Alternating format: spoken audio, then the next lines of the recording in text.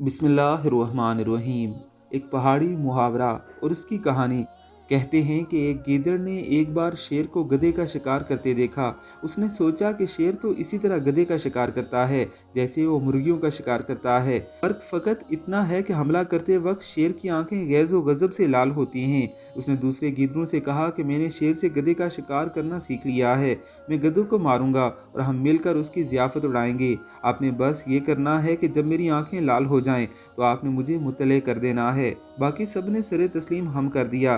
गिदड़ एक गधे के पास पहुंचा, तनकर उसे भरपूर गुस्से से देखने लगा। शेर की अदाकारी की कोशिश करने के बाद उसने अपने साथियों से इस्तफसार किया, क्या मेरी आंखें लाल हो गई हैं? बाकियों ने ना में सर हिलाया। दोबारा अपनी आंखें लाल करने की काविश में जत गया, लेकिन इस बार भी जवाब ना में ही आया। वो काफी देर तक कोशिश करता रहा, लेकिन उसकी आंखें लाल ना हो सकी। बार बार पूछने पर बागी गीदड़ भी बेजार हो गए।